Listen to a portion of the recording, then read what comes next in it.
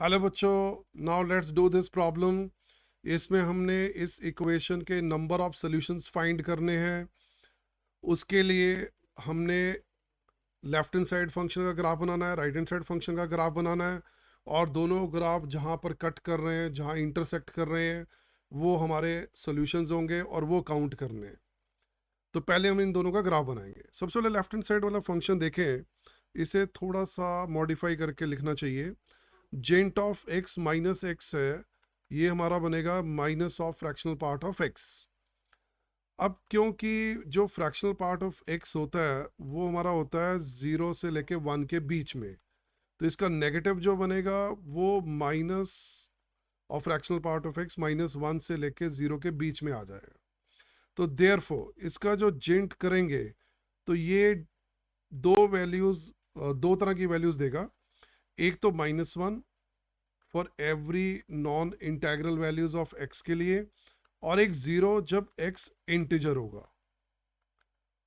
X non integer के लिए -1, और एक्स अगर इंटेग्रल है तो वहां पर 0 देगा।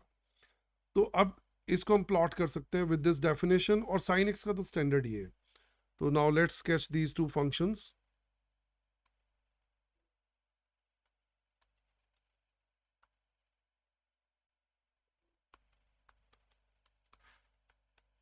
ये इंटेग्रल पॉइंट्स मैंने दिखा दिए हैं।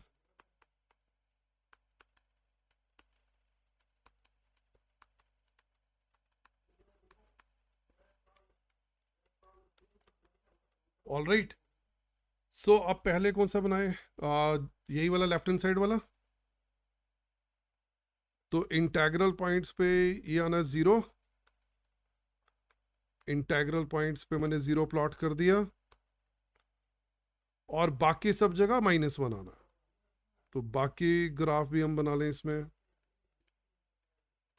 तो ये लेफ्ट हैंड साइड वाले फंक्शन का ग्राफ बन गया तुम्हारा। ऑल राइट, अब बनाना है साइन एक्स का ग्राफ। तो साइन एक्स का ग्राफ तो स्टैंडर्ड ही है, 0 पे 0 होगा, π/2 पे 1 होगा, और पाई पे 0। तो ये साइन एक्स का ग्राफ। अब ऐसे ही आगे।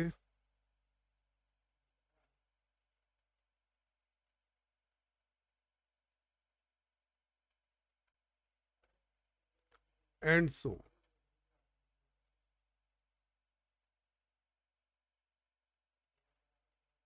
ठीक है। अब ये देखो कि यहाँ पर इंटरसेक्ट कहाँ कहाँ कर रहे हैं, ये ग्राफ इंटरसेक्ट कहाँ कहाँ कर रहा है। एक तो ये 0 पे दिख ही रहा है, उसके बाद ये यहाँ पर भी करेगा,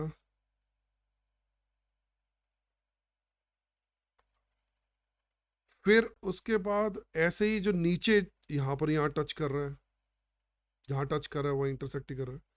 तो ये सारे जो पॉइंट्स हैं ये इसके सॉल्यूशंस बनेंगे।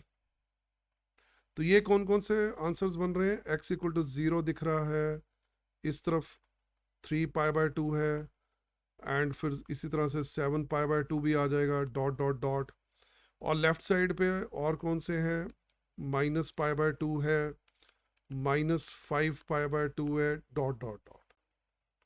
तो all these are the solutions of this equation. तो आई होप तुम सबको ये समझ आ गया बेटा। अब नेक्स्ट क्वेश्चन के साथ फिर से मिलते हैं।